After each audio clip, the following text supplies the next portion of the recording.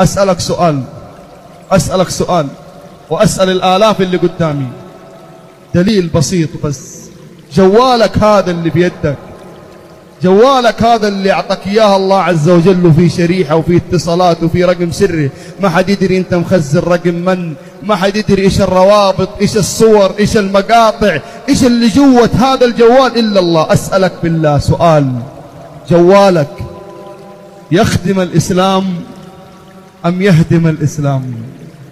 سؤال، جوالك يخدم الإسلام أم يهدم الإسلام؟ إن كنت ممن ينشر فيه الخير، إن كنت ممن ينشر به القرآن والإسلام، إن كنت من ينشر به سنة النبي صلى الله عليه وسلم، فأنت بهذا الجوال تخدم الإسلام. وإن كنت ترسل بهذا الجوال المقاطع والصور التي لا ترضي الله، فأنت تهدم الإسلام وأنت تحارب القرآن. لأن الأغاني ضد إيش؟ الأغاني ضد إيش؟